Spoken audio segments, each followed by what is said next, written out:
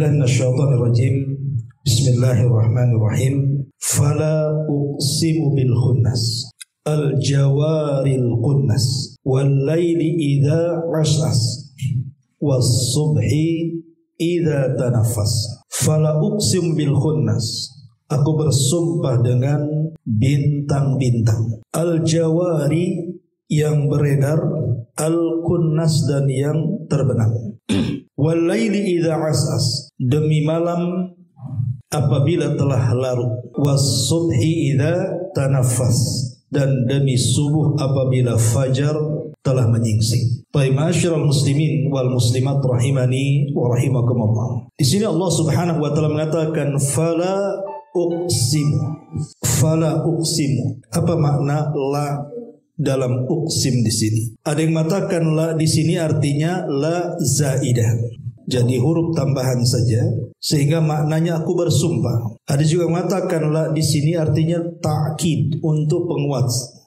Jadi kalau dimaknai fala uqsim bil khunnas artinya Allah bersungguh-sungguh bersumpah dengan bintang-bintang. Tapi ada juga mengatakan la di sini nafiyah, peniadaan. Artinya Allah tidak perlu bersumpah dengan perkara yang sudah jelas. Bintang itu sudah jelas, ngapain dibuat sumpah lagi? Tapi di sini banyak yang mengatakan bahwa la di sini adalah huruf zaidah, tambahan saja. Maknanya fala uqsim bil khunnas, aku bersumpah dengan bintang-bintang. Dan sering saya ulang-ulang waktu video muliakan Allah Subhanahu wa taala. Apabila Allah Subhanahu wa taala bersumpah dengan makhluknya yang ada di alam semesta ini, maknanya bahwa makhluk yang dijadikan sumpah itu pasti memiliki keistimewaan di hadapan Allah Subhanahu wa taala. Karena tidak semua makhluk dijadikan sumpah. Makhluk Allah ini tidak bisa kita hitung jumlahnya. Tapi kenapa kemudian hanya beberapa makhluk yang dijadikan sumpah di dalam Al-Quranul Karim? Ya, karena makhluk yang dijadikan sumpah itu memiliki rahasia dan keistimewaan. Salah satunya adalah bersumpah dengan bintang-bintang. Dan kalau kita cerita tentang manfaat bintang yang tersebar di dalam Al-Quranul Karim, maka fungsi bintang itu kan ada 3. Pertama, untuk menghiasi langit. Artinya tanpa bintang langit itu akan menyeramkan. Kemudian yang kedua, sebagai pelempar setan, syuhuban lisyayatin, di mana jin-jin yang naik ke langit untuk mencuri dengar dari kalam ilahi yang disampaikan Jibril kepada para malaikat di langit dunia, itu terkadang jin-jin itu mendengar beberapa kalimat kemudian diperjualbelikan dengan para dukun yang ada di bumi. Makanya Allah Subhanahu wa taala memfungsikan bintang untuk melempari jin-jin yang berusaha untuk mencuri dengar dari kalam-kalam Allah yang ada di langit dunia. Kemudian yang ketiga, sebagai arah. Karena zaman dulu kompas itu hanya menggunakan 2 alat saja. Kalau siang hari menggunakan gunung, dan kalau malam hari menggunakan bintang. Tapi zaman sekarang ya tidak perlulah, sudah ada Google Map. Nanti diarahkan itu. Walaupun kadang-kadang nyasar juga gitu ya. Inilah makna daripada fala uqsimu bil khunnas. Ada juga yang mengatakan bahwa al-khunnas di sini artinya syaitan. Dia bercerita tentang syaitan. Kenapa syaitan? Karena syaitan ini al-jawar al-kunnas. Kalau dimaknai bintang artinya al-jawar itu kan beredar. Berarti bintang di malam hari. Tapi kalau yang dimaksud al-kunnas yang kemudian tidak beredar, kembali ke porosnya, maka yang dimaksud bintang di siang hari. Karena di siang hari kan bintang akan hilang, bersembunyi. Tapi kalau di malam hari pasti muncul. Itulah disebut al-jawar. Jawar itu artinya beredar, nampak. Kemudian al-khunnas itu artinya tersembunyi. Tapi ada yang mengatakan bahwa yang dimaksud di sini adalah syaitan dengan was-wasnya. Jadi setan Allah Subhanahu wa taala bersumpah dengan syaitan dan juga was-wasnya. Di mana syaitan ini Allah Subhanahu wa taala, Nabi SAW bersabda, inna syaitana jathimun ala qalbil abdi fa idza dzakarallaha khanasa wa idza ghafala waswasalahu. Sesungguhnya setan itu terkadang bertengger di hati seorang hamba. Apabila dia mengingat Allah, setan itu apabila mengingat manusia apabila mengingat Allah itu khanasa, maka setan akan menjauh, akan bersembunyi. Itu mana khunnas. Ya. Tetapi apabila si hamba ini kemudian lalai, maka setan akan al-jawar, akan muncul dan memberikan was-wasnya. Jadi yang dimaksud sumpah Allah fala uqsimu bil khunnas, al-jawaril khunnas, maksudnya adalah asyaitan di sini. Ada juga yang mengatakan bahwa fala uqsimu bil khunnas, al-jawaril khunnas di sini maknanya adalah para pemburu. Jadi pemburu binatang terkadang kita harus bersembunyi, terkadang harus mengejar. Al-jawar itu artinya mengejar, al-khunnas itu artinya bersembunyi. Pemburu kan seperti itu. Ya. Tetapi banyak penafsiran para ulama yang dimaksud sumpah dalam ayat ini maksudnya adalah fala uqsimu bil khunnas di sini artinya bintang-bintang. Dan kalimat al-jawar yang beredar maknanya bintang di malam hari, al-khunnas terbenam artinya bintang bersembunyi itu di siang hari. Kita maknai secara global dulu. Kemudian Allah Subhanahu wa taala mengatakan wal laili idza asas, dan demi malam apabila telah larut. Asas itu artinya apabila telah menyelimuti. Maka dalam bahasa Arab kalau ada orang yang berjaga di malam hari itu disebut asas namanya. Bahkan pencuri itu dikatakan asas karena dia berkeliaran di malam hari. Jadi kalau antum suka begadang, antum disebut as-as dalam bahasa Arabnya. Gitu. As-as gitu. Mau kemana gitu. Jadi orang-orang yang suka berkeliaran di malam hari apabila sudah gelap gulita. Wal laili idza as'as, demi malam apabila telah larut. Kemudian was-subhi idza tanaffas, dan demi subuh apabila tanaffas, menyingsing. Tanafas itu artinya bernafas. Seseorang apabila sempit dadanya, kemudian mungkin dengan ada masalah, tiba-tiba masalahnya teruraikan, kadang-kadang kita menghela nafas dan menghilangkan kesempitan. Alhamdulillah, itu namanya tanafas. Ya, jadi yang tadinya sempit dadanya jadi lega, itu namanya tanafas dalam bahasa Arab. Ya. Tapi yang dimaksud di sini was-subhi idza tanafas, apabila menyingsing maksudnya fajar shadiq. Karena fajar itu kan ada dua, ada fajar kadzib, ada fajar shadiq. Kalau fajar kadzib ini itu cahayanya masih di langit, belum ke bumi. Tapi kalau sudah fajar shadiq atau dengan kata mudahnya waktu subuh, datang waktu subuh, maka cahayanya sudah memantul ke bumi, menerangi jalan-jalan, gang-gang, atap-atap dan begitu seterusnya. Itu dimaknai tanafas, was-subhi idza tanafas. Taib ma'asyiral muslimin wal muslimat rahimani wa rahimakumullah. Inti daripada sumpah-sumpah ini sebenarnya di mana Allah Subhanahu wa taala ingin bersumpah dengan dua waktu yang sangat istimewa, yang penuh dengan rahasia dan keajaiban. Pertama di waktu malam, dan yang kedua di waktu subuh. Ini dua waktu yang sangat istimewa bagi seorang muslim. Adapun di waktu malam itu sendiri, kenapa malam ini sesuatu yang sangat istimewa bagi kita seorang muslim? Karena kalau kita melihat sejarah, peristiwa-peristiwa agung, peristiwa-peristiwa mulia itu banyak terjadi di malam hari. Seperti contoh saja peristiwa Isra dan Mi'raj. Itu terjadi di malam hari. Dan itu peristiwa yang spektakuler, yang luar biasa. Tidak ada satupun Nabi sejak Adam sampai Nabi Isa, Nabi yang terakhir dari Bani Israel, yang pernah diangkat ke langit. Maksudnya sampai ke Sidratil Muntaha. Nabi-nabi itu hanya di langit-langit saja. Sebagaimana Nabi SAW menemui mereka di langit pertama sampai ke-7.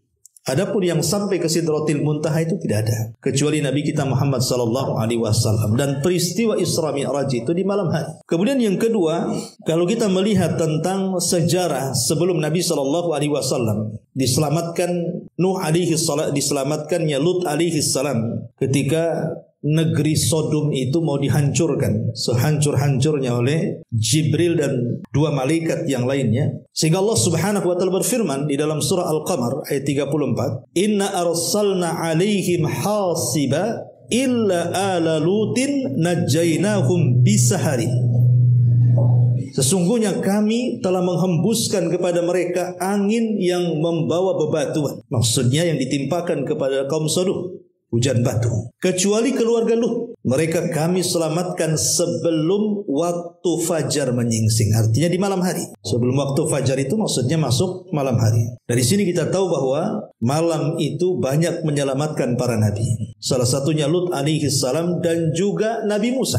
Ketika Musa alaihi salatu wasallam menyelamatkan Bani Israel dari kepungan Fir'aun dan bala tentaranya, maka Allah subhanahu wa ta'ala merintahkan Musa untuk segera hijrah dari Mesir ke Palestina itu di malam hari. Artinya peristiwa-peristiwa itu di malam hari. Bahkan disebutkan di dalam tafsir Ibnu Katsir ketika Allah subhanahu wa ta'ala berfirman tentang kisah Nabi Yakub. Nabi Yakub, di mana ada kata-kata Nabi Yakub di dalam Al-Quran itu, saufa astaghfiru lakum rabbi. Sungguh aku akan memintakan ampun untuk kalian kepada Rabbku. Abdullah bin Abbas radhiyallahu anhuma memberikan asbab nuzul dari kalimat saufa astaghfiru lakum rabbi, perkataan Yakub, di mana kata Abdullah bin Abbas radhiyallahu anhuma, kalimat ini diucapkan oleh Nabi Yakub kepada anak-anaknya di malam hari. Jadi Nabi Yakub apabila mau mengajak berdoa anak-anaknya, maka Nabi Yakub meminta kepada anak-anaknya untuk bangun di malam hari. Kemudian mereka berkumpul dan Nabi Yakub pun kemudian mendoakan mereka dan mereka mengaminkannya. Itu asbab nuzul dari kalimat saufa astaghfiru lakum rabbi. Dari sini kita tahu bahwa para nabi itu sangat menghargai waktu malam. Ya, karena Nabi Yakub lihat ketika hendak berdoa kepada Allah subhanahu wa ta'ala menanti waktu malam. Begitu juga kalau kita melihat sejarah Nabi Allah, ayahanda daripada Nabi Sulaiman, Nabi Daud alaihi salam, itu apabila hendak berzikir kepada Allah subhanahu wa ta'ala dan membaca Zabur, Taranum, itu akan keluar di malam hari, kemudian akan menuju ke perbukitan. Kemudian mulailah Daud membaca Zabur dengan 70 suara. Karena mukjizat Nabi Daud itu di suara. Selain mampu membuat baju besi tanpa harus dibakar. Jadi dia punya suara itu indah sekali. Jadi satu suara akan berbeda dengan suara yang lainnya, dan suara yang lainnya akan lebih indah daripada suara yang lainnya lagi, dan begitu seterusnya. Makanya wajar kalau seandainya Allah subhanahu wa ta'ala menggambarkan bagaimana burung-burung dan gunung-gunung ikut bertasbih bersama Daud alaihi salatu wassalam. Dari sini kita tahu bahwa malam hari itu adalah malam yang sangat istimewa bagi para nabi. Lah begitu juga malam hari itu juga malam istimewa bagi seorang muslim, bagi seorang mukmin, karena malam itu lebih afdal dibandingkan siang. Malam hari itu lebih afdal dibandingkan siang hari. Tentu banyak alasan kenapa kemudian malam hari lebih afdal dibandingkan siang hari. Pertama, karena ibadatul laili ghaliban ma yatawaffaru fiha al-ikhlas. Ulama mengatakan umumnya ibadah di malam hari itu cenderung ikhlas dibandingkan ibadah di siang hari. Ya wajar mau riya sama siapa di malam hari, orang tidur semua kan gitu ya. Sehingga susah untuk melakukan riya. Ya bisa saja riya zaman sekarang ya dengan adanya handphone bisa saja riya kan. Pokoknya antum sholat live TikTok pokoknya kan. Bisa juga kan itu ya, atau live Facebook atau WA ke kawannya, bangunlah kayak anak nih malam-malam bangun tahajud. Kan gitu ya. Kan bisa saja. Tapi kan kita cerita ghalib ya, cerita umumnya. Umumnya di malam hari itu kalau ibadah pasti ikhlas. Makanya kenapa Nabi SAW sampai mengatakan fadlu salatil laili ala salatin nahari ka fadli sadaqatis sirri ala sadaqatil alaniyati. Keutamaan salat malam dibandingkan salat siang itu sama dengan keutamaan sedekah sembunyi-sembunyi dengan sedekah terang-terangan. Gimana lah sedekah sembunyi-sembunyi kan pasti ikhlas gitu ya. Sedekah terang-terangan pasti akan tersulut riya dan sum'ah. Kemudian yang kedua, lebih daripada itu, ibadah malam itu asyakku ala nafsi. Itu lebih berat kepada jiwa karena harus bangun masalahnya. Ya bayangkanlah tengah malam, ngantuk-ngantuk, antum bangun, ambil wudhu, tahajud itu kan berat sekali sebenarnya. Karena memang cuaca pun mendukung untuk tidak bangun. Ya, makanya ada istilah apa itu? Adalah orang guyonan itu. Antum kalau dengar suara adzan Mekah subuh, ketika membaca as-salatu khairum minan naum, itu pendek. As-salatu khairum minan naum. Kayak gitu ya. Nah, makanya cepat bangun. Tapi Indonesia kan as-salatu khairum minan naum. Banyak ya lagunya kan. Pas di naumnya itu panjang kali ya. Jadi suruh tidur gitu. Intinya bahwa memang agak berat bangun di malam hari apabila lelah, letih, capek kerja makin lagi. Makanya kenapa kemudian Allah mengatakan inna nasyiatal laili hiya asyaddu wat'an wa aqwamu qila. Sesungguhnya bangun di tengah malam itu memang lebih menjiwai. Karena memang berat, memang tidak mungkin orang bangun untuk ibadah di malam hari itu kecuali karena Allah. Kecuali karena Allah. Ya. Dan kita tahu bahwa ibadah yang dilakukan di tengah-tengah kelalaian manusia itu pahalanya lebih besar dibandingkan ibadah ketika manusia tidak lalai. Makanya kenapa sholat duha sampai-sampai ulama mengistilahkan dengan sholatul awabin, sholatnya orang-orang yang kembali kepada Allah alias orang-orang yang bertobat. Karena memang tidak semua orang bisa sholat duha. Gimana orang yang jam-jam duha itu orang sibuk-sibuknya bekerja? Orang yang kantor punya kantor ke kantor, orang yang punya sawah ke sawah, orang punya jalan di jalan dan begitu seterusnya kan. Sehingga apabila kemudian dia menyendiri sholat duha, ulama mengatakan pahalanya lebih besar. Kenapa? Karena dia sanggup beribadah di tengah kelalaian manusia. Lah sholat malam juga sama. Orang lagi lalai tidur, antum pula bangun. Makanya pahalanya lebih besar ya. Kemudian yang ketiga, ibadatul lail itu yakunu fiha mazidu tadabburin wa tafahumin. Mazidu tadabburin wa tafahumin. Ibadah di malam hari ini ada tambahan. Seseorang itu bisa lebih fokus untuk tadabbur dan tafakur. Makanya satu malam Nabi SAW meminta izin kepada Ummul Mukminin Aisyah radhiyallahu anha untuk beribadah. Aisyah ketika itu berat hati karena memang sangat mencintai Rasul. Tapi Aisyah pun mau Nabi melakukan hal-hal yang ia sukai. Makanya oleh Aisyah diizinkan malam itu tidak diganggu. Maka mulailah Nabi SAW salat malam, mulai dari ba'da isya sampai subuh, dan dihabiskan dengan tangisan-tangisan sampai membasahi janggut bahkan lantainya. Jadi di pagi hari Rasul itu berjumpa dengan dengan Bilal ibn Rabah. Namanya orang habis nangis semalam kan nampak matanya. Orang itu habis nangis gitu ya. Jadi Bilal ini bertanya, apa yang membuat anda sedih wahai Nabi Allah? Maka Nabi SAW mengatakan, unzilat alayya ayatun. Telah turun kepadaku ayat dalam Quran. Kemudian Rasul mengancam, wailun liman qara'aha wa lam yatadabbaraha. Celaka bagi orang yang membacanya dan tidak mau merenungkannya. Sehingga Bilal makin penasaran ayat apa itu. Maka Nabi SAW membaca surah Al-Imran itu kan, inna fi khalqis samawati wal ard wa ikhtilafil laili wan nahar la ayatin liulil albab alladzina yadhkuruna Allaha qiyama wa qu'udan wa ala junubihim wa yatafakkaruna fi khalqis samawati wal ard rabbana ma khalaqta hadza batilan ila akhiril ayat. Dari sini bagaimana tangisan Nabi SAW di malam hari menunjukkan apa? Lebih mampu untuk tadabbur, untuk tafakkur di malam hari itu. Ya. Ini yang ketiga. Yang keempat, bahwa di malam hari ini musim litanazzuli rahmat walinuzuli rabbil ardi was samawat fa'adumatil ibadatu fihi. Karena di malam hari ini adalah musim di mana rahmat-rahmat Allah Subhanahu wa taala turun. Lebih daripada itu, Rabb pemilik langit dan bumi juga turun ke langit dunia. Makanya ada hadis yang mengatakan, yang zilu rabbuna ila sama'id dunya fi thuluthil lailil akhir. Wadhalika kulla lailatin. Faqala Allah azza wa jal, man yad'uni fa astajibana, wa man yas'aluni fa u'tiyah, wa man yastaghfiruni fa aghfirana. Kata Nabi SAW, Allah turun ke langit dunia dan itu di sepertiga malam akhir dan itu setiap malam. Kemudian Allah Subhanahu wa taala berfirman kepada hamba-hambanya, siapa yang berdoa ku kabulkan, siapa yang minta ku kasih, dan siapa yang beristighfar ku ampuni dosa-dosanya. Lah sebab inilah kata para ulama, fa'adumatil ibadatu fi. Maka ibadah di malam hari itu semakin mulia lagi dengan disaksikannya langsung oleh Rabb pemilik langit dan bumi. Turun ke bumi ya, dan menyaksikan hamba-hambanya, siapa yang meminta, siapa yang berdoa, siapa yang istighfar, dan begitu seterusnya. Kemudian yang kelima, ibadatul laili tarafa'an nasu darajat. Bahwa ibadah lail itu bisa mengangkat derajat-derajat manusia, bisa mengangkat derajat-derajat manusia, bahkan seluruh hajat manusia itu akan dikabulkan oleh Allah Subhanahu wa taala. Ikhwan dan akhwat, siapa di antara kalian yang tidak punya masalah? Pasti banyak masalah kita ini ya. Entah masalah ekonomi, mungkin seret pula gitu usaha, atau masalah kesehatan, banyak penyakit pula susah disembuhkan, atau masalah kenakalan anak-anak yang buat pusing kita, ya, ataupun masalah-masalah ucapan-ucapan manusia yang menyakiti dada dan hati kita, macam-macam lah masalah itu. Ya. Tetapi sebenarnya masalah-masalah itu bisa terurai dan akan terurai dan pasti terurai kalau kita bisa menyelesaikan di malam hari. Ya. Masalah itu bisa terurai, selesaikan di malam hari. Karena masalah itu kan datang dari Allah, ikhwan.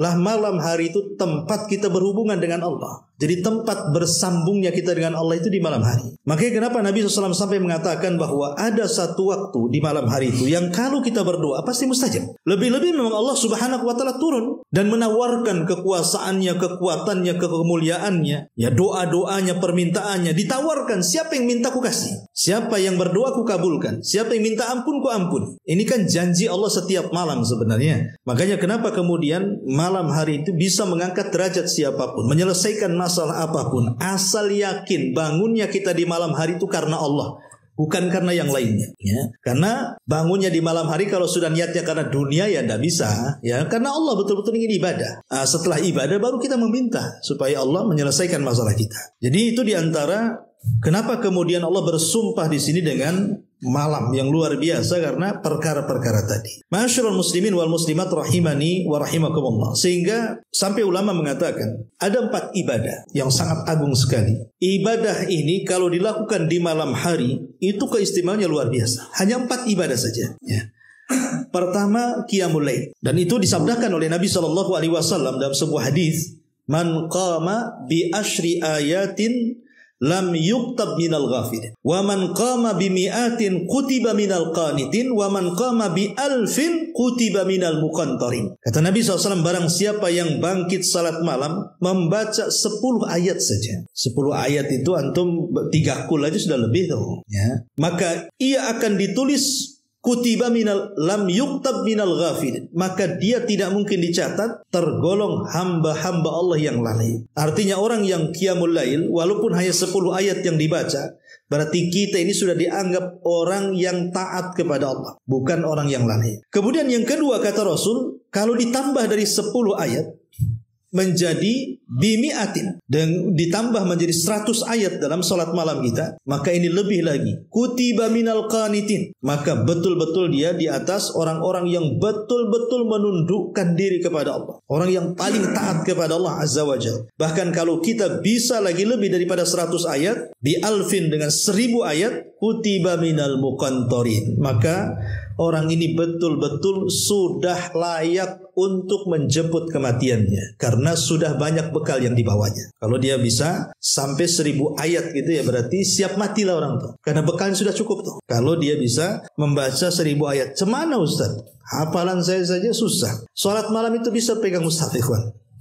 Antum pegang mushaf bisa. Ya, salat malam khusus salat malam. Kalau salat wajib tidak boleh. Kalau salat wajib itu Allah mengatakan faqra'u ma tayassara minal Qur'an. Ya, baca yang paling mudah. Jangan dipaksakan kalau sholat wajib itu. Antum bacanya qul huwallah, itu yang antum hafal itu saja. Tidak usah antum kemudian hafalan pamanya cuman wadduha lam yakunil. Coba-coba pula Al-Baqarah. Ya, nanti banyak berhentinya dibanding bacanya. Banyak lupanya, keloncat-loncat kan itu. Jangankan Al-Baqarah. Qul ya ayyuhal kafirun aja tebal balik itu. Ya. Jadi ini keutamaan qiyamul lail. Yang kedua, ibadah yang luar biasa. Bahkan bukan hanya orang yang sholat malamnya. Orang punya niat saja sholat malam itu sudah dianggap sholat malam. Pokoknya orang ini terbiasa sholat malam, otomatis kan setiap hari dia pengen bangun tuh. Kalau qadarullah umpamanya dia tidak terbangun, maka Nabi SAW mengatakan, man ata firasyahu wa huwa yanwi an yakum yusalli minal laili faghalabathu aynahu hatta asbaha kutiba lahu ma nawa wa kana naumuhu sadaqatun alaihi min rabbih. Kata Nabi SAW, siapa yang datang ke tempat tidurnya, ke tempat pembaringannya, kemudian dia berdoa ingin atau berniat ingin sholat malam, qadarullah mungkin pas dia bangun kok masih 100 waktu itu matanya kan, susah kali bangun ini ya. Maka Nabi SAW mengatakan tetap dia dicatat, dia mendapatkan sholat malam dan tidurnya dianggap sedekah. 2 keutamaan tuh. Tidurnya dianggap sedekah, pahala sholat malam yang setiap kali antum lakukan dapat walaupun tidak melakukannya. Cukup dengan niat saja. Tapi jangan pula sampai mati niat aja. Tak bangun-bangun. Maksudnya orang yang memang suka sholat malam sekali-kali ketiduran. Bukan seumur hidup niat tapi tak bangun-bangun kan itu ya. Jadi ini yang pertama. Bahkan kenapa saya katakan tadi, kenapa di malam hari itu bisa membukakan semua kebaikan? Karena sholat malam itu termasuk pintu-pintu kebaikan. Ya, karena dalam hadis mengatakan ketika Rasul ditanya, maukah, kata Rasul, hal adullukum ala abwabil khairi, maukah kutunjukkan kepada kalian tentang pintu-pintu kebaikan? Maka Nabi SAW salah satunya menyebutnya adalah wassalatur rajuli fi jawfil laili. Pintu kebaikan itu ada di solat malam. Ya. Jadi solat malam itu membuka pintu kebaikan. Bagi yang susah kerjanya Allah mudahkan, bagi yang sakit Allah sembuhkan, bagi yang namanya kebaikan, macam-macam kebaikan itu. Ya, rumah tangga yang berantakan jadi bagus, anak-anak yang nakal jadi tidak, dan begitu seterusnya. Itulah pintu-pintu kebaikan. Kemudian yang kedua, membaca Quran. Jadi setelah tahajud duduk baca Quran. Ya. Kenapa demikian? Abdullah bin Mas'ud radhiyallahu anhuma, Abdullah bin Mas'ud radhiyallahu an dan juga Abi Hurairah radhiyallahu an ketika memberikan catatan kepada ayat Inna Qur'anal fajri kana mashhuda. Sesungguhnya bacaan Quran di waktu fajar itu disaksikan para malaikat. Ya. Beliau mengatakan tashhaduhu malaikatul laili wa malaikatul nahar. Di mana baca Quran itu di malam hari akan disaksikan oleh para malaikat. Ya, jadi malaikat betul-betul menyaksikan kita sedang membaca Al-Quran. Ini yang kedua. Yang ketiga doa. Jadi tahajud, selesai tahajud antum baca Quran entah walaupun seayat dua ayat, antum angkat tangan di malam hari. Ya. Karena Nabi SAW mengatakan inna fil laili la sa'ah la yuwafiquha rajulun muslim yas'alullaha khairan min amri dunya wal akhirah illa a'tahu iya wa dzalika kulla lailatin. Kata Nabi SAW dari hadis Jabir, sungguh di waktu malam itu terdapat satu waktu. Tidaklah seorang muslim mendapatkan saat itu, lalu ia memohon kepada Allah Subhanahu wa ta'ala alias berdoa, meminta kebaikan dunia dan akhirat, kecuali Allah akan kabulkan doa-doanya, dan yang demikian itu setiap malam. Jadi setiap malam itu ada waktu yang kita tidak tahu waktu itu kapan. Pokoknya setiap malam. Lah kalau kita bertepatan dengan waktu itu, minta apa saja dari kebaikan dunia dan akhirat, kata Rasul, pasti dikabulkan. Ya. Makanya ini penting berdoa di malam hari. Jadi habis sholat, baca Quran, angkat tangan, baru yang terakhir istighfar. Karena Allah mengatakan dalam hadis tadi, man yastaghfiruni fa'aghfirlah. Siapa yang minta ampun, ku ampuni. Kenapa kemudian setelah kita tahajud, kemudian baca Quran, kemudian berdoa, kemudian istighfar? Ya. Karena istighfar ini bukan hanya semata-mata kita meminta kepada Allah agar diampuni dosa-dosa kita, tapi lebih daripada itu, mana istighfar itu agar Allah menutupi aib-aib kita di siang hari, supaya Allah tidak menyingkap aib kita. Tapi banyak orang-orang yang disingkap aibnya, malunya luar biasa kan? Ya, pamannya digibahi orang terdekat kita kepada orang lain yang orang lain tidak tahu tentang kita, karena mendapatkan cerita kawan dekat kita jadi tahu, aib kita jadi terbongkar. Lah supaya di siang hari aib-aib kita tidak terbongkar, tidak dibicarakan orang, tidak digibah orang gitu ya, tidak direndahkan orang karena aib kita, maka perbanyaklah istighfar di malam hari. Lebih daripada itu, Nabi SAW mengatakan man lazimal istighfar ja'alallahu min kulli dhikin faraja wa min kulli hammin makhraja wa razaqahu Allahu min haitsu la yahtasib. Siapa yang melazimkan istighfar, Allah jadikan setiap kesempitannya kelapangan, setiap kesedihannya kebahagiaan, dan Allah akan berikan rizki dari arah yang tidak disangka-sangka. Jadi kalau kita bisa melihat mulai dari sholatnya, baca Qurannya, doanya, dan istighfarnya, ini sebenarnya menyingkap semua kesulitan dunia, ikhwan. Makanya saya katakan di muqaddimah bahwa malam hari ini bisa menyingkap semuanya, bisa menguraikan semua musibah yang kita alami sebenarnya. Dan kalaupun seandainya kita sudah berusaha setiap malam melakukan 4 ibadah ini, tapi tak kunjung juga apa yang kita harapkan juga dikabulkan, boleh jadi ada hikmah Rabbani yang kita tidak tahu. Itu sudah takdir Allah Subhanahu wa ta'ala. Jangan kemudian akhirnya saya sudah tahajud tiap malam, tetap aja saya gini-gini saja ekonominya, aku berhenti saja. Enggak seperti itu juga. Ya, sampai naudzubillah saya baca di komen YouTube itu ada kata-kata orang, saya sudah bersalawat katanya 1000 kali sesuai dengan arahan Ustadz katanya. Kemudian saya baca juga, dengar juga YouTube Ustadz itu ini tentang tidak ruginya perniagaan bersama Allah. Dia bilang saya punya rumah, dan rumah itu sudah 7 bulan ditempati saudara dia katanya dalam rangka berniaga dengan Allah. Bukankah dalam YouTube itu dapat keuntungan banyak katanya. Aku makin bangkrut, habis itu aku nggak mau lagi aku kasih katanya rumah itu katanya. Aku kapok berniaga dengan Allah. Kan gue ngajar itu ucapan kayak itu ikhwan. Dia sangka itu keuntungan di dunia mungkin. Dia sangka keuntungan di dunia. Lah keuntungan di dunia ini, ikhwatufiddin, manusia kan terbagi 3. Ada mukmin, ada munafik, ada kafir. Kalau seorang mukmin hidup litazawwad, untuk menjadi bekal. Jadi kita seorang mukmin ini, kenapa kita hidup? Kita cari bekal untuk akhirat. Itu seorang mukmin, ya. Tapi kalau munafik litazayyan, ya. Jadi hanya untuk ditampakkan aku ini orang bagus, aku ini orang baik, ya, itulah munafik. Adapun orang kafir lihat tamatta, hanya untuk bersenang-senang saja. Nah, kita milih yang mana nih? Seorang mukmin mencari bekal, orang munafik hanya menghiasi diri, orang kafir bersenang-senang. Jadi harus dibedakan di sini. Keuntungan kita bukan di dunia. Kalau berniaga dengan Allah di dunia, ya, jangan berniaga dengan Allah, ya. Karena Allah Subhanahu wa taala lebih daripada apa yang kita sangkakan. Kalau tujuannya hanya itu saja, rendah kali kita berniaga dengan Allah karena hanya ingin dunia. Seorang muslim loh, bukan itu tujuan hidup. Dunia itu hanya untuk supaya kita ini berbekal saja untuk kehidupan akhirat. Lah ini yang harus dipahami. Makanya anak baca komen istighfar, astagfirullahaladzim. Apa nggak paham ini video? Kan itu harus dikasih paham harusnya orang kayak gini. Mudah-mudahan dia dapat hidayah kan itu. Intinya bahwa ikhwatufiddin, inilah kenapa kemudian Allah bersumpah di sini, fala uqsimu bil khunnasil jawaril kunnas wal laili idza as. Jadi bintang dengan malam itu kan satu kesatuan, malam hari. Makanya Allah bersumpah dengan malam ini karena banyak rahasia yang tidak bisa kita ungkapkan. Banyak keajaiban yang luar biasa. Kemudian setelah itu Allah Subhanahu wa taala bersumpah dengan waktu subuh.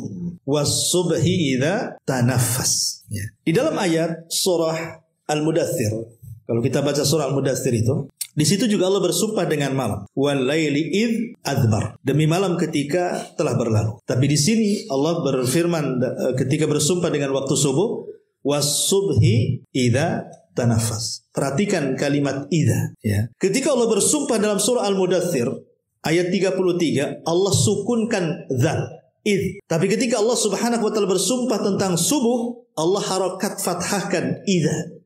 Kenapa yang satu disukun, yang satu diberikan harakat? Apa arti sukun? Sukun itu tenang, dan harakat itu artinya bergerak. Ketika Allah Subhanahu wa taala bersumpah dengan malam dalam surah Al-Mudaththir 33, wal laili id adbar. Kenapa id disukun di situ? Karena malam hari itu waktu tenang, bukan waktu bergerak. Ya. Tapi kenapa ketika Allah Subhanahu wa taala dalam ayat At-Takwir yang kita sedang bahas ini bersumpah dengan subuh menggunakan harakat? Was-subhi idza. Ada harakatnya di situ. Fathah. Idza tanaffas. Kenapa harakat? Dan apa arti harakat? Harakat itu bergerak. Berarti malam hari itu tempat kita sukun, subuh itu tempat kita harakat.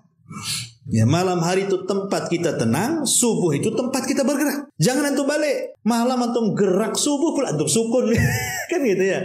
Sekarang kebanyakan gitu anak-anak muda tuh, malam hari bergerak sana sini, ya, kuliner sana sini, jagongan sana sini, nonton bola, aduh luar biasa tuh, ya. Tapi subuhnya jadi sukun pula dibalik, coba tidur. Terutama pengantin baru tuh biasanya. Biasanya kalau malam gerak kan itu ya. Subuh pula dia sukun, tidur. Bukannya sholat subuh. Ya, ini menunjukkan bahwa subuh itu tempat bergerak. Kenapa di sini bahasa Al-Quran menggunakan tanafas? Tadi saya sudah mengatakan di muqaddimah, tanafas itu artinya orang yang bernafas dari dada yang sempit menjadi lapang. Itu tanafas, ya. Lah menggunakan tanafas karena dahulu para ulama salaf, dahulu orang-orang soleh, para ulama salaf, itu kalau datang di malam hari, maka akan datang perasaan takut yang menyelimuti mereka. Dan mereka menggambarkan malam itu seperti jahanam yang gelap. Makanya orang-orang soleh dahulu, mereka tidak tidur di malam hari. Mereka akan tahajud, baca Quran, berzikir, berdoa, istighfar, dan begitu seterusnya. Karena sempit dada mereka, seolah-olah mereka membayangkan malam hari itu seolah-olah mereka berada dalam jahanam. Karena di zaman itu, zaman dulu kan tidak seterang zaman sekarang. Sekarang itu hampir tiap jalan ada lampu, di rumah juga ada lampu, sehingga tidak bisa membedakan mana siang ada malam. Kalau bedakan tuh kalau ke langit, betul lah ada bintang malam, kalau tak ada bintang siang kan itu aja. Tapi zaman dulu ya gelapnya gelap betulan kan itu ya. Jalan-jalan gelap, rumah-rumah gelap gitu. Karena mereka kalaupun menghidupkan semacam obor dan yang lain pun sayang dengan minyaknya. Sehingga kalau datang malam hari itu perasaan takut itu menyelimuti mereka. Contoh sajalah kalau antum sedang tidur, tiba-tiba lampu gelap, tidak ada cahaya. Ya, lilin tak ada di rumah, handphone pula ada lowbat kan itu ya. Itu rasanya sesak dadanya kalau kita berada di kegelapan itu. Tapi kalau sudah ada cahaya sedikit saja, itu mulai itu agak tenang lah dada kita, agak luas gitu. Itu kita rasakan itu. Lah kenapa kemudian di sini wasubhi idza tanafas? Karena seolah-olah para ulama itu terbebas dari kegelapan neraka ketika melihat subuh. Tanafas, merasa lega gitu maksudnya. Kenapa wasubhi idza tanafas di sini? Karena mereka seperti itu. Bahkan bukan hanya itu. Kalau sudah datang hari Jumat khususnya, itu binatang-binatang satu dunia tidak tidur mereka. Satu dunia binatang itu mereka akan menunggu waktu subuh. Kenapa? Karena mereka menyangka bahwa itulah malam terakhir bagi mereka. Dan besok akan terjadi kiamat. Karena kiamat itu terjadi di hari Jumat. Rasul tidak menyebutkan tanggal, bulan, tahun, tapi Rasul menyebutkan hari. Ya, bahwa kata Nabi SAW, hari Jumat itu hari diciptakan Adam. Hari Jumat hari dimasukkan Adam ke sorga. Hari Jumat hari dikeluarkan Adam dari sorga. Dan hari Jumat juga kiamat dibangkitkan. Jadi hanya disebutkan hari saja.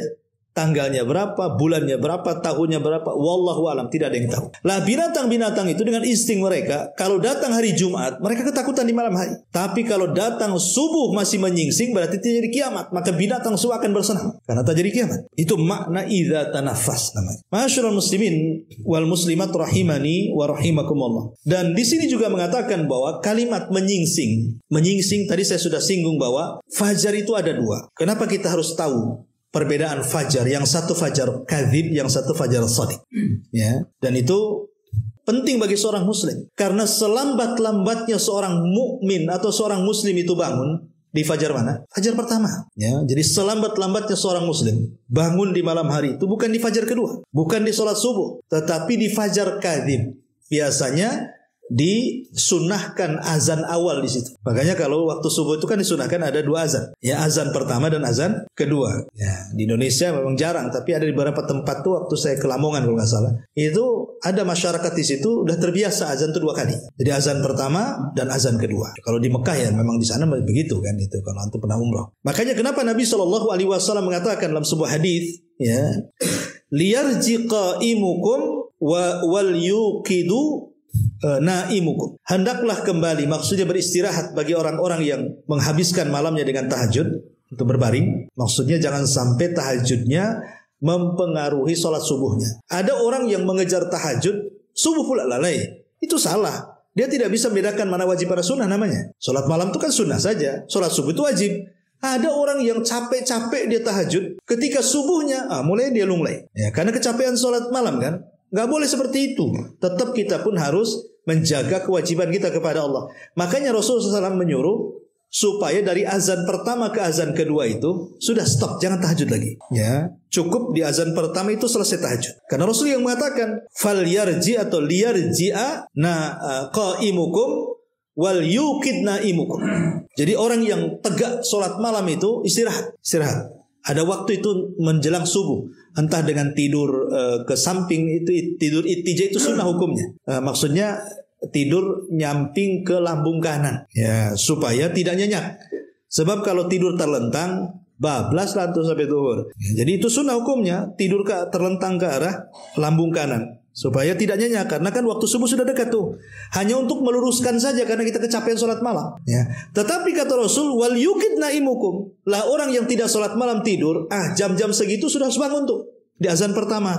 Makanya selambat-lambatnya seorang muslim bangun di azan pertama supaya dia ada persiapan sholat subuh, karena azan pertama digunakan untuk persiapan sholat subuh di situ. Nah itulah kenapa kemudian kita harus memahami ada fajar kadzib, ada fajar shadiq, karena itu juga berpengaruh kepada aktivitas tidur kita supaya jangan bablas sampai ke subuh. Ya. Nah di sini Allah Subhanahu wa taala bersumpah dengan waktu subuh. Ya, karena waktu subuh juga banyak sekali keistimewaannya. Di antaranya, ya, pertama sebutkan oleh para ulama, di antara faedahnya adalah an-naumut tam, an-nurut tam yaumal qiyamah. Orang yang bangun di subuh, ya, khususnya bagi laki-laki, maka mereka akan mendapatkan cahaya yang sempurna pada hari kiamat. Apa kata Nabi SAW?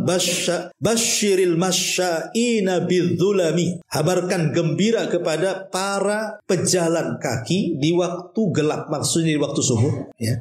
Bin nuri tam yaumal qiyamah, dengan cahaya yang sempurna pada hari kiamat. Dan cahaya pada hari kiamat itu sangat dihajatkan.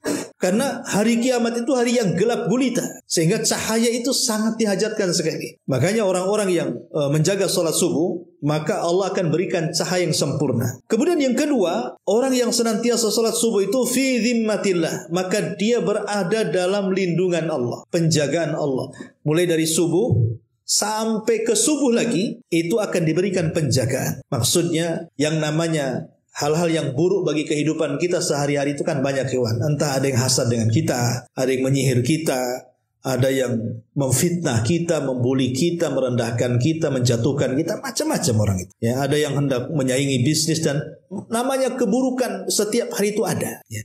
Tetapi Allah Subhanahu wa Ta'ala janjikan penjagaan kita dalam satu hari itu, kalau kita mau menjaga sholat subuh. Kata Nabi SAW, man shalla salatas subhi fahuwa fi dhimmatillah. Barang siapa yang melaksanakan salat subuh, maka dia berada dalam penjagaan Allah. Dia ada dalam penjagaan Allah Subhanahu wa taala. Masyaallah muslimin yang dimuliakan Allah Azza wa Jalla, sampai ada kisah gitu ya di Arab sana. Jadi ada anak kecil mendengar hadis ini. Anak kecil ya usianya ya si anak-anak sekolah SD.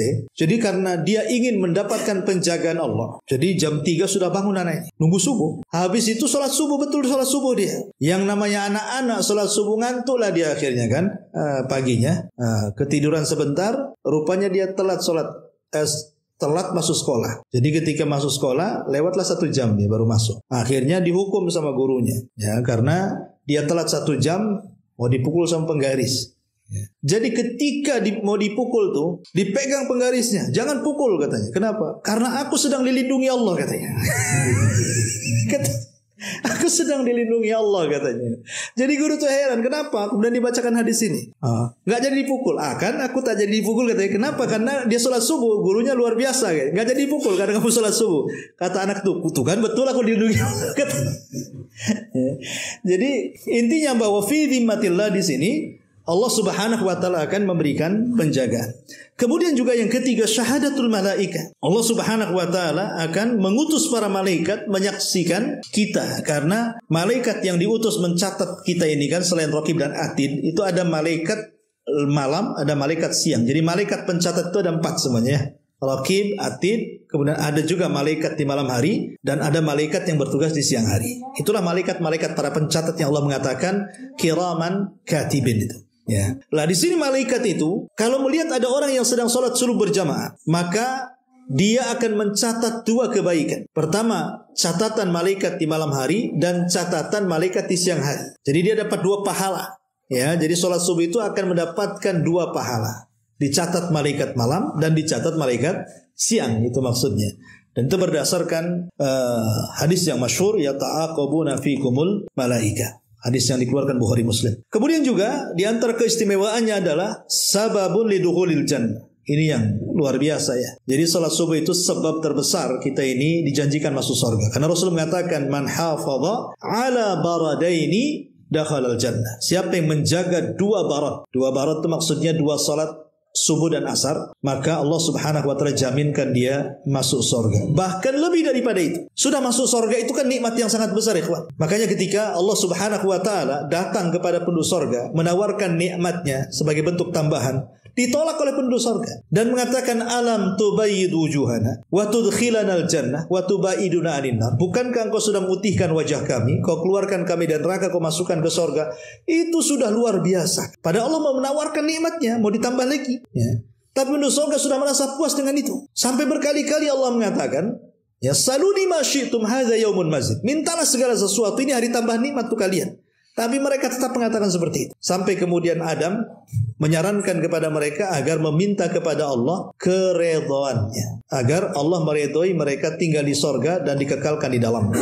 Kenapa? Sebab kalau Allah murka lawan daripada redho, maka kalian akan dikeluarkan dari sorga sebagaimana dulu aku dikeluarkan dari sorga karena Allah murka. Maka dari situlah penduduk sorga baru minta kepada Allah agar Allah memberikan redhonya kepada penduduk sorga, dan Allah kabulkan. Ya. Lah tetapi nikmat sebesar itu di sorga, itu tidak seberapa. Ada nikmat yang merupakan puncak dari seluruh nikmat penduduk sorga. Apa itu? Ru'yatullah. Ketika penduduk sorga itu bisa memandang Allah subhanahu wa ta'ala. Dan Nabi SAW mengatakan, innakum satarawna rabbakum kama tarawna hadal qamar la tudhamuna fi ru'yati. Fa in istata'tum alla taghlibu ala salati qabla tulu'i syamsi wa qabla ghurubiha faf'alu. Thumma qara'a wasabbih bihamdi rabbika qabla tulu'i syamsi wa qabla al-ghurub. Surah Qaf, ya. Nabi SAW mengatakan kalian kelak di sorga akan melihat Rabb kalian sebagaimana kalian melihat bulan tanpa berdesak-desakan. Artinya melihat Allah tidak seperti melihat bioskop. Nah, ya, semua orang bisa melihatnya, cukup menegakkan wajah ke langit, semua orang bisa melihat Allah. Kemudian kata Nabi SAW, barang siapa yang kalian hendak mendapatkan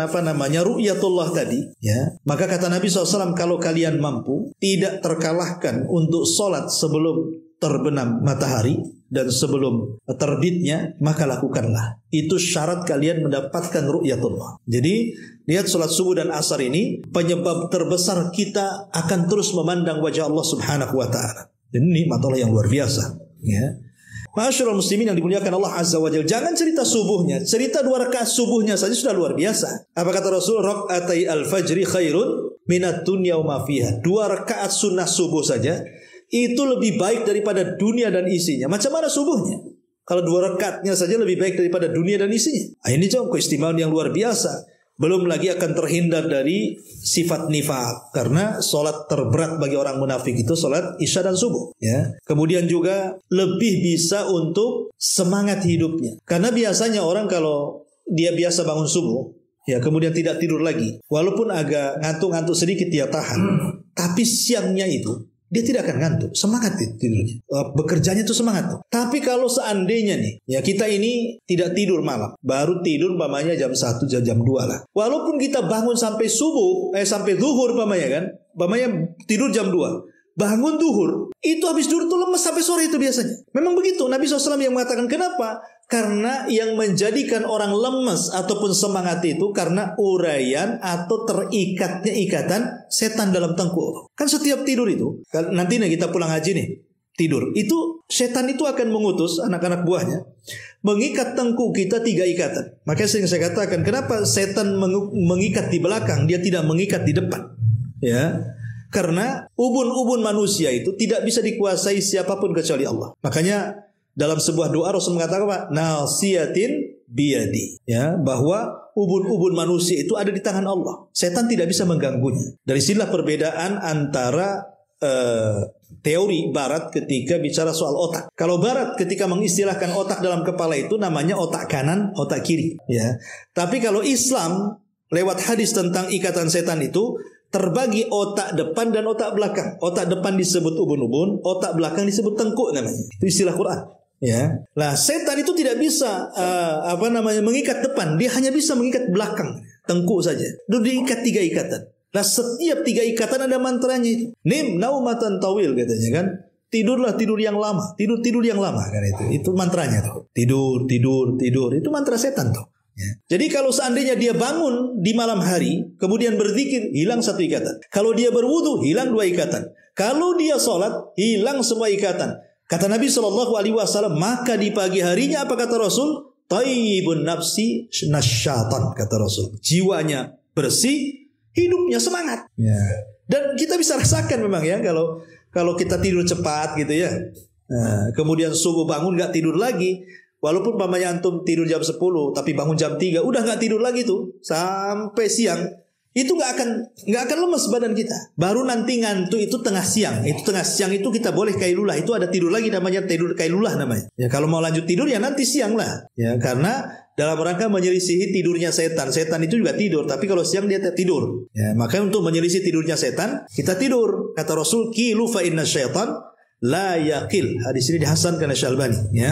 Jadi tidurlah siang karena setan itu tidak pernah tidur siang. Walaupun kailulah itu jam berapa? Ini jadi perselisihan ulama sih. Ada yang mengatakan sebelum zuhur, ada yang mengatakan setelah zuhur. Tapi kailulah itu bukan tidur lama, tidak. Ya, tidur sejam paling lama atau 1,5 jam.